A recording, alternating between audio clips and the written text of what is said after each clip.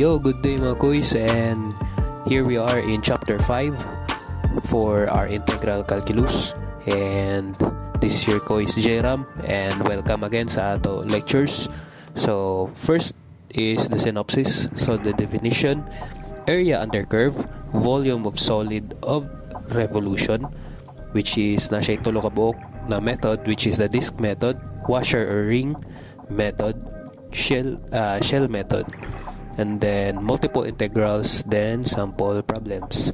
So first is natay definition. So the definition is the area under curve. So ani pa lang kaning sa chapter 5 is involving definite integral, which is na siya upper and lower limits, and then we're going to find the area under curve, as well as a volume, and then multiple integrals. So sa area under curve, it is the area under a curve refers to an area between a curve and the x-axis. So this area could be entirely above x-axis, entirely below x-axis, or a combination of above and below the x-axis. So in calculus, the area under the curve is a visual representation of an integral.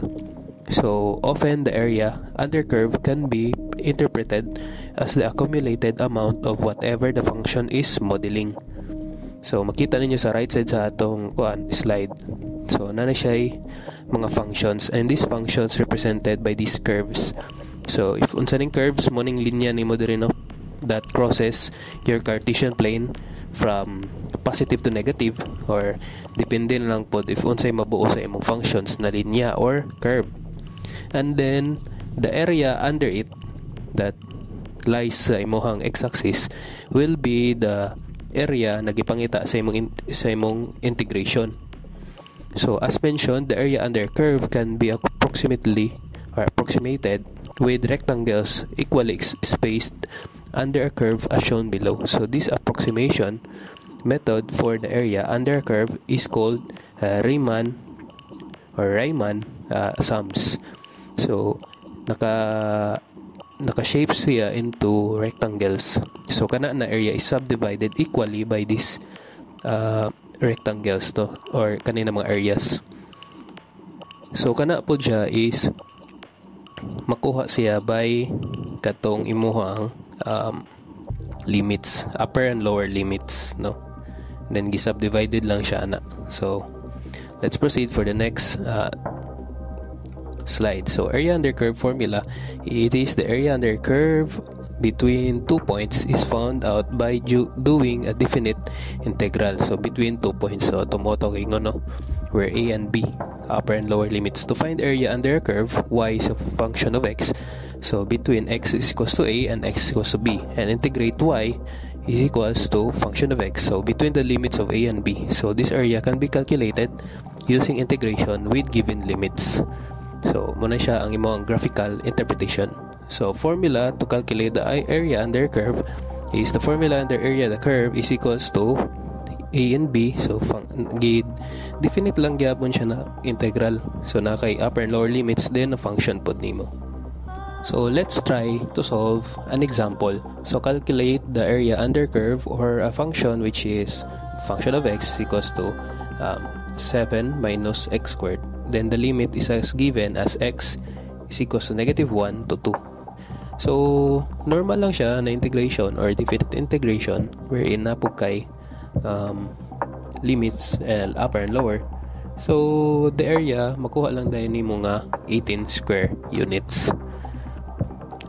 So next slide is determine the area of the region bounded by y is equals to x squared plus 2, where y also is equals to sin x, and then x is equals to negative 1 and x is equals to negative 2. So kani siya is nakaiduha ka curve or line, or depende if unsa na siya, So balik mo sa inyohang algebra ba or trigo ba na siya, then inyo i-determine kung unsa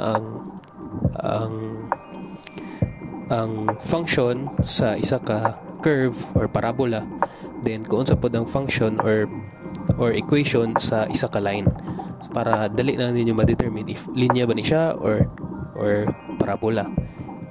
So let's start off with getting the sketch of the region we want to find for the area. So sketch no. So we are assuming that at this point you are capable of graphing most of the basic functions that we're dealing with in this problem. And so we won't be showing any of the graphing work here. So here's the sketch of the bounded region we want to find the area of. So yun sa man nato pag sketch to dana. So balik na punta ni sa mga previous niya subject. So simply ang kanang gipang given na x, imo lang na siya i-substitute sa imuhang function of x, which is kanang y. So makakuha ka diag points no, or dot points no, para i-sketch nimo. So pag substitute tag negative 1, so makuha nimo is y is positive 3, then pag 2 y is positive 6, and then for sin x na pod, so pag i-substitute nimo negative 1, so makakuha ka diha og the answer will be negative 0.84. So pag tanong pod nyo ang graph, murag wa pod siya niabot og 1, di ba? So negative 0.84. So pag substitutean pod nimo og 2, the answer will be 0.909. So, 'di ba? Hapit pod siya ni abot sa 1, 'di ba? Ang iyang graph. So, when at x no. So, ato dayon na siya, guhitan dayon nato siya og vertical line. So, kana siya na shaded part which is kanang green. So, mo nang area bounded, no. Need na to kwaon. So, we will integrate those functions. Nagipanghatag no. So, it should be clear that the graph of the upper and lower functions.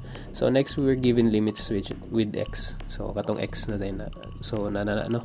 Okay na tana. So once ma-graph lang nato, then ma-shade another points na dayon sa quiz. So okay na. So because the curves do not intersect, we will be able to find the area with single integral using limits negative 1 is less than or equal to x, and x is less than or equal to 2. So unsa naman dayon nang ato gamiton? So katong ato mga gipanghatag na x-axis, so kaning x po na negative 1 ug 2, it will serves as our lower and upper limits. And then ang imuha pod function of x, function pod nimo is upper minus lower. So nakay x squared plus 2 minus sin x, and then i-integrate na nimo siya isa-isa. So that will give you an answer which is 1/3 x cubed plus 2x plus cosine x, and then with the limits applying the limits of upper and lower, so the final answer will be 9 plus cosine 2 minus cosine 1 no, or cosine lang na, is equals to 8.04355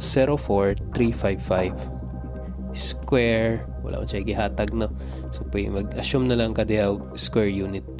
So matawag na siya square units. So the next slide is the volume of solid revolution. So ano siya is mas upgrade na no, na topic. So you can also use a definite integral to find the volume of the solid that is obtained by revolving a plane region about a horizontal or vertical line that does not pass through the plane. So this type of solid will be made up of one of those three types of elements, that is disks, washers, or cylindrical shells, each of which requires a different approach in setting up the definite integral to determine its volume. So the first type sa kanang solid is a disk method. If the axis of revolution is the boundary of the plane region and the cross sections are taken perpendicularly to the axis of revolution, then you use the disk method to find the volume of the solid. So because the cross section of the disk is a circle with an area of pi r squared, so the volume of each disk is its area times its thickness. So if a disk is perpendicular to the x-axis, then its radius should be expressed as a function of x, and if a disk is perpendicular to the y-axis, then its radius should be expressed as a function of y. So para mas masabtan na to ni, let's proceed lang sa atong next slide. since kanin siya na mga kuan, mo lang ning timan-an nimo if unsay mo gamiton. So we'll have an area or the function of x and also the function of y. So ninana lang. So example lang ta para dali na to masabtan, no? So the volume of solid generated by revolving a region bounded by y is equals to function of x and the x-axis on the interval of a to b bound by the x-axis. So magdepende lang yun ang paggamit nimo if with respect sa y-axis or x-axis, depende if ang asa ang solid of area niya or area bounded or ang solid of revolution niya that lies. So for example, sa kaning number 1 nato na example is that nakay kaning graphical diri sa right side, no? So find the volume of the solid generated by revolving at the region bounded by y is equals to x squared and the x-axis on -2 and 3 about the x-axis. So gisulti na pod niya na about sa x-axis. So ang kaning -2 ug 3 ato lang na i-substitute sa atong y or function to get those points, no? So ana siya is i-substitute nimo -2 raised to 2 will give you positive 4. So after that, gibutngan din nato siya og vertical dotted lines or broken line. So na kay di sa -2 og sa 3 na x-axis or bounded kana nga region, no? So na diha. And then ang rule pod sa kaning volume or bisan diri sa sa area bounded, no? So dapat ang imuhang kaning mga tawagan ni kaning mga rectangle figures or ang area is divided by equally by kaning rectangles since mo man ang area nato pangitaon. So since kani kay solid revolution, no? So dapat matouch ang isa ka line or curve dito sa imuhang x-axis or pwede pod from line to line or from curve to curve or functions to functions na mag-touch na siya. So dili pwede nga mulapos na ang imuhang kanang rectangle dito sa gawas. So sulod ra gid na siya. Which either mag-touch siya sa x-axis bounded by x-axis or y-axis to your curve or from curve to curve, no, or function to function. So because the x-axis is bounded, is the boundary of the region, you can use the disk method. So the disk method is naman, di ba? Ang disk method is mogamit ka og pi integration of upper limit which is b to a, then pi, then function of y or the y function raised to 2 squared dy. So there is a first natong slide sa volume of solid of revolution, diba? The disk method is mogamit kag area sa circle or pi r squared, no?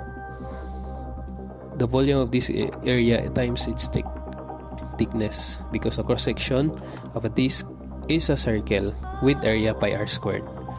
So nana ang style ato gamiton or napon po dire gibutang mo po sa slide ang paggamit, no, or unsa nang formula, so which is kaning duha. So na kay function of x squared dx and the function of y squared dy. So if sa y-axis po siya, so y po din mo gamiton. Then pag x-axis po siya, x po din mo gamiton or function of x. So muna na siya di So proceed na sa solution. So pi then times function of x which is kaning y na to is equal to x squared raised to 2 pagid. So ma-plus lang ang iyang exponent, so x raised to 4, and then kaning x raised to 4 is ato na siya general rule or our formula, so x raised to 5 over 5, and then ang iya dayon upper and lower limits. So to give us an answer which is 55 or 55 pi square, di na siya square. So pag volume naman, so cubic units na ni siya. Kaya wala man siya nagbutang kung unsa na unit ni siya, kung inches ba siya or meter. So we will leave it as cubic units.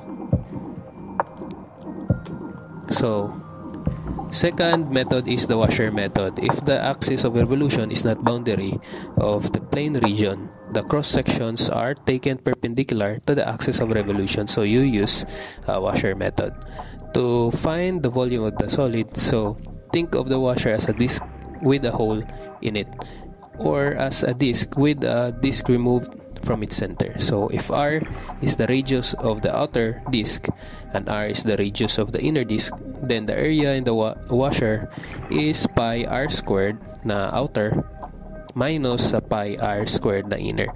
So area minus area, or area sa dako minus area sa gamay sa inner, and its volume would be its area times its thickness. So as noted in the discussion of this method, if a washer is perpendicular to x-axis, then the inner and the outer radii should be expressed as a function of x. If the washer is perpendicular to the y-axis, then the radii should be expressed as a function of y. So the volume V is solid generated by revolving in the region bounded by y is equal to function of x, and y is equals to g function of x on the interval of a to b, where function of x is greater than or equal to g function of x about the x-axis. So muna siyang formula nato timan ano. So if pag y gani, y gyapon gamiton, pero there is a imuhang washer method. So nana siya difference. So the difference between sa outer og inner radii niya bali, and then ang imo lang i-substitute is ang katong function of x. So pag x-axis function of x, then pag y-axis function of y. So kana namang formula do ka buok. So muna siyang sa washer method. So di na ta mag-derive since makahasa kayo 1 oras. So let's proceed na lang yun na kana ato gamiton ng mga formulas. And then we'll have an example. So find the volume of the solid generated by revolving the region bounded by y is equals to x squared plus 2 and y is equals to x plus 4 about the x-axis. So gingon naman ni x-axis. So problema lang diri is wala kay mga coordinates or katong points nimo sa x. So because y is equals to x squared plus 2 and y is equals to x plus 4, you find that x squared plus 2 is equals to x plus 4. Then we will get the points, which is negative 1 and then the 2. So kana siya, if ato na siya i-substitute, kana siya 1 ug 2, tay substitute, makakuha po ta og y nato diha nga 3 og 6. So remember nakatong gipabuhat na ako sa last na slide to ako gingon na remember kung unsay forma sa equation when it gives you a parabola nga curve, or it will gives you a line So pag na x squared, so x squared is for parabola, and then pag simple lang siya nga x plus any constant, so it will give you a line pag imo na siya i-graph. So pag ato po di substitute ang negative 1 og 2 na po kay 3 og 6 nga y, pero diha siya mag-intersect ang imuhang both functions or curves. So pasabot ang imo ato area na pangitaon diha is kaning sulod ana nila nga area So nag-intersect man ang parabola og line, so ang sulod ana niya is mo nang area na needed na to kuaon. So with x plus 4 is greater than or equal to x squared plus 2. So on negative 1 and 2 coordinates. So negative 1 and 2 coordinates. So negative 1 and 2. So because of x-axis is not a boundary of the region, so you can use the washer method, and the volume of the solid is so mo to kay if dito ta sa disk method is naka-touch siya sa x-axis, or pwede po sa y-axis, so naka-touch siya, pero diri sa washer method is wala, kibay naglutaw bali ang imuha area na pangitaon. So diri we will use tong sa previous nga slide na formula. So which is the pi times sa katong radi sa outer, which is 4x, or I mean the function of x rather. So the function of x, which is ang so nganong outer na to ang kaning line na to nga function is that kung basihan nimo ang ato ang graphical na representation, di ba ang kaning imuha perpendicular na areas na kaning rectangle is naka vertical. So di man siya pwede ihigda nimo or i-horizontal nimo ang kaning square na mga area since mag-touch ang kaning parabola nga linya. So siya ra gyapon na mag-touch, so bawal na siya. So ang imuha gyud area or perpendicular dapat is from line to another line or from certain parabola or certain function to another function. So which is muna siya naka vertical siya ang imuhang areas no nakwaon. So ningon siya nga ang line daw nimo nga function is greater than sa imong parabola. It's because ang kana nga perpendicular na area is naman ta sa solids of revolution. So kana siya is patuyokon nato. So once patuyokon nato siya, so horizontally. So ang mag-una dito na outer nga shell bali nimo is or outer nimo nga space or tawagan ni iyahang function is ang line. So ang outer nimo, so muna siyang gigamit nimo sa imong formula, which is x plus 4 ay mo gigamit sa outer squared and then minus dayon nimo sa imong parabola, no, which is the x squared plus 2. So i-integrate lang na siya antod i-applyan dayon nato upper and lower limits to get an answer which is 162 pi over 5. So I hope klaro ta didto no sa paggamit anang mga perpendicular na areas, no, kung asa siya mag-revolve, no, or patuyokon. And then bawal gid siya nga from its own function lang mo butang og kanang areas na rectangle na patuyokon. So dapat it's either mag-touch siya sa x-axis or from line or from another function to another function, no, or from a line to a parabola or parabola to another parabola. So next up is the cylindrical shell method. If the cross sections of the solids are taken parallel to the x-axis of revolution, then the cylindrical shell method will be used to find the volume of the solid. So if the cylindrical shell has a radius of r and a height of h, so then its volume would be 2 pi rh. Red horse. So 2 pi rh times its thickness. So na kay volume. So think of the first part of this product, 2 pi rh, as the area of the rectangle formed by cutting the shell perpendicular to its radius and laying it out flat. So if the axis of revolution vertical, then the radius of height should be expressed in terms of x. So if however the axis of revolution is horizontal, then the radius of height should be expressed in terms of y.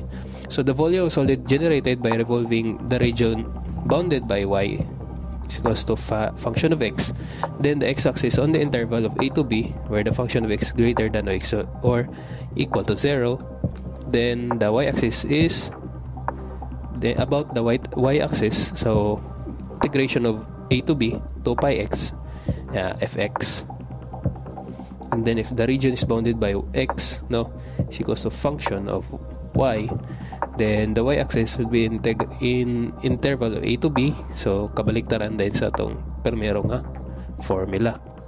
So we'll have an example, no? Find the volume of the solid generated by revolving the region bounded by y is equals to x squared and the x-axis, which is 1 and 3 about the y-axis.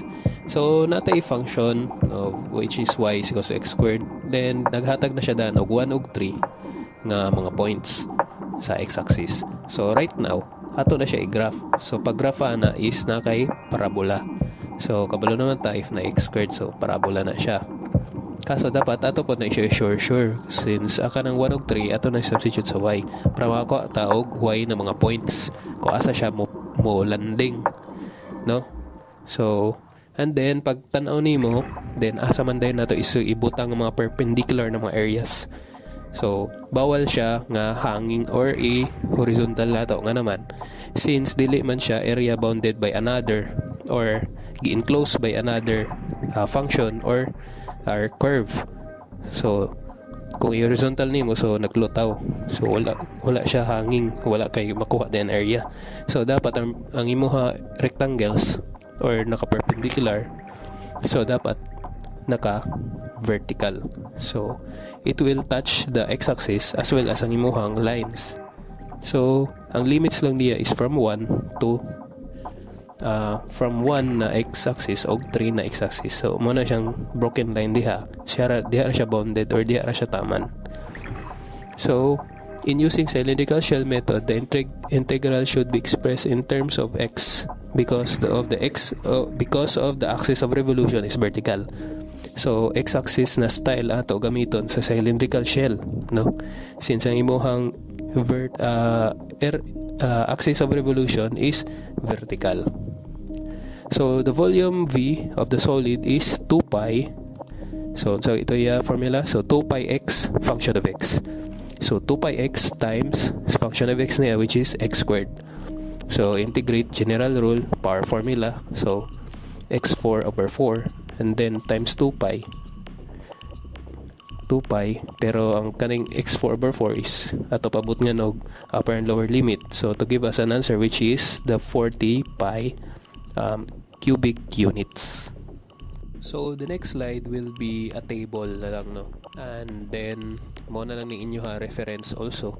So comparing the methods for finding the volume of solid of revolution around the x-axis. So natay compare na column, disk method na column, washer method na column, and then the shell method na column. Then natay volume formula, solid, interval to partition, rectangle, and then tong rectangle ani mo nitong area, diba? So natay vertical, horizontal, and then typical region, the typical elements. So malang na siya guys, and then let's proceed para sa multiple integrals. So